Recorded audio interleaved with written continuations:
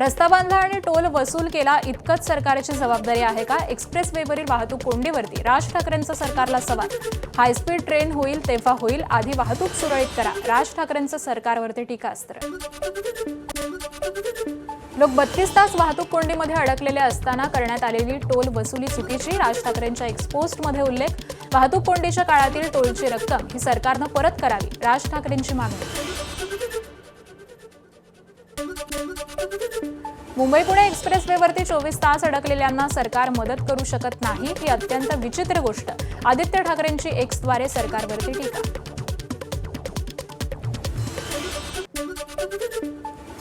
पुणे मुंबई महामार्गावरील वाहतूक कोंडीचा प्रसिद्ध उद्योजक डॉक्टर सुधीर मेहता यांना देखील फटका. 8 तास वाहतूक कोंडीमध्ये अडकल्यानंतर मेहता यांनी थेट हेलिकॉप्टरच्या मदतीनं पुणे गाठलं. सोशल मीडियावरती पोस्ट करत महामार्गाच्या दयनीय अवस्थेवरती भाष्य केलंय. 32 तास पुणे मुंबई महामार्गावरती झालेल्या वाहतूक कोंडीची हेलिकॉप्टरमधून टिपलेली ही दृश्य. या दृश्यांवरून लोकांचे झालेले हाल आणि वाहतूक कोंडीच्या भीषणतेचा सगळी दृश्य समोर येत आहे. एक टँकर काय उलटतो आणि राज्यातील 2 महत्त्वाच्या शहरांचा संपर्क 24 तासांसाठी तुटतो. काय ही व्यवस्थेची अवस्था? एक्सप्रेस वेवरील वाहतूक कोंडीवरती दानवेंची एक्सपोस्ट. फक्त आता या अडचणीला नेहरू जबाबदार आहेत एवढं म्हणू नका, दानवेंची भाजपवरती खोचक टीका. मुंबई पुणे एक्सप्रेस वेवरील वाहतूक कोंडीचा मुंबई आणि ठाणेकरांना फटका. आज दूध पुरवठा सुमारे 50% घटण्याची शक्यता आहे. गाड्या उशिरा पोहोचल्यामुळे भाजीपाला आणि फळांची आवक देखील घटली. जिल्हा परिषद आणि पंचायत समितीसाठी रोहित पवारांकडून मतदारांना भावनिक आवाहन. पवार कुटुंबाला कोणत्याही उमेदवाराच्या प्रचाराला जाता आलं नाही, मात्र अजितदादांना स्मरून त्यांच्या विचाराला सहकार्य करा असं आवाहन.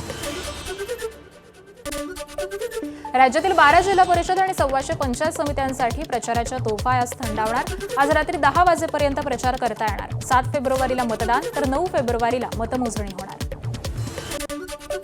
जिल्हा परिषद निवडणूक प्रचाराचा आज शेवटचा दिवस. धाराशिव जिल्ह्यामध्ये मतदारांपर्यंत पोहोचण्यासाठी उमेदवारांची कसरत.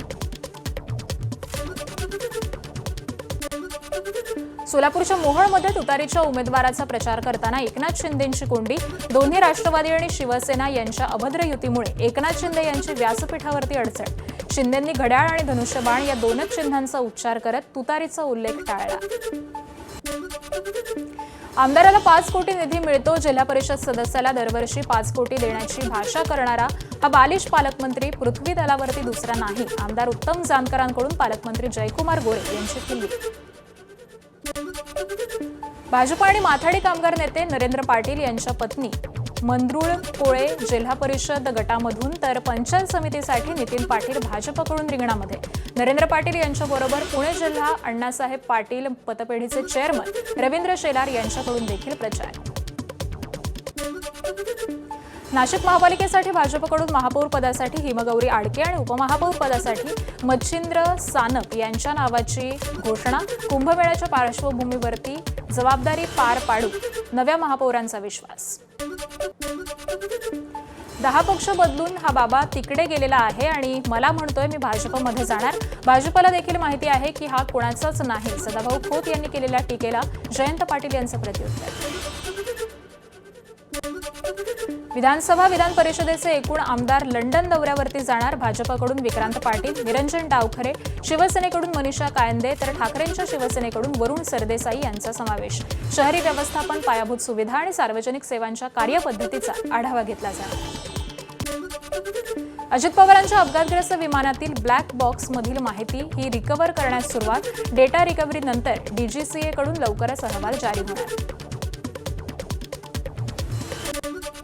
अर्थसंकल्पीय अधिवेशन कालावधीमध्येच राष्ट्रवादीचा राष्ट्रीय अध्यक्ष निवडला जाण्याची शक्यता.